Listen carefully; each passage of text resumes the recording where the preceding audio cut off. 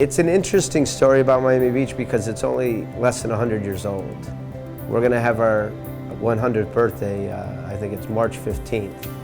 So there's people older than our city. So in 6 to 8 recessions and 100 years of growth, Miami has exploded. And it happened probably in the last 7 to 8 years, I would say, it changed.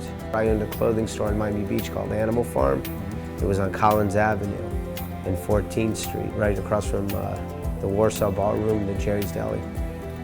I could sit in the middle of June in the middle of the road for 20 minutes and a car didn't drive by. Obviously the development that's coming, the architects that we have working here is phenomenal. None of that was going on back then. No. Everything was being developed by local people.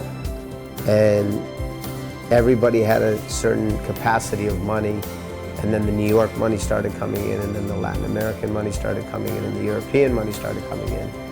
And the local market turned into an international market. And we're building 1,000 museum right now. I'm one of the developers with Zaha Hadid. We have a big house on North Bay Road, Wide Bay. We're asking $37 million. Which is a tremendous amount of money. But what's interesting is, I had been talking about Carl Fisher earlier.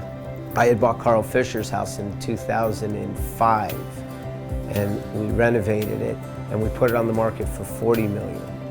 Okay, so that was 9 years ago. It made every single newspaper, it made Wall Street Journal, New York Times.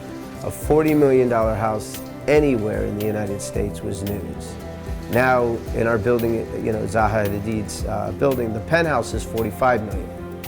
But one of the biggest things I think that's going to be contributed to the growth of Miami, because the first 100 years we're just getting started, is the Panama Canal expansion.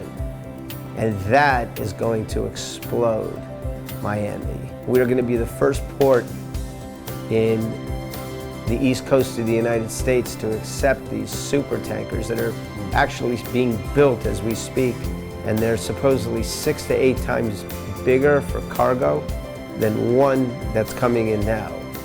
Scott Robbins, Craig Robbins' brother, and I were the first people to ever buy in the design district. We bought, I think, in 1989, 1988, 1990, we bought this building, which we're in now, the Moore building, and we bought several other buildings in the district. And then Craig Robbins, Scott's brother, and Jerry Robbins, their father, got involved, and then we started buying all these other projects. So I was a big fan of this in 1989.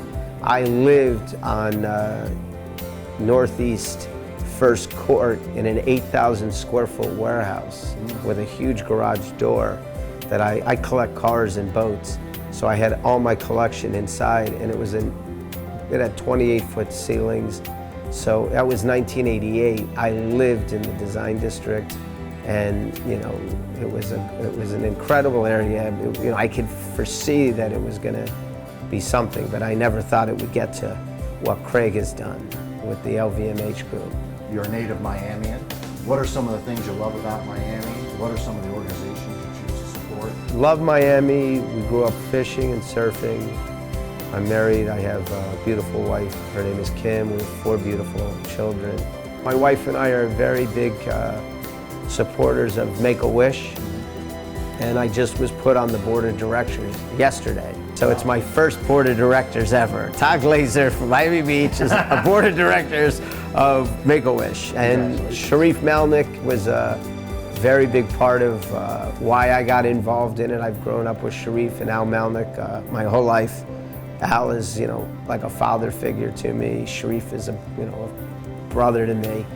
And when he got involved, I thought it was unbelievable, and I learned a lot about it. And then we started contributing, and the opportunity came up about a month and a half ago and asked me if I wanted to be on the board of directors. And I was like, yeah, that would be great.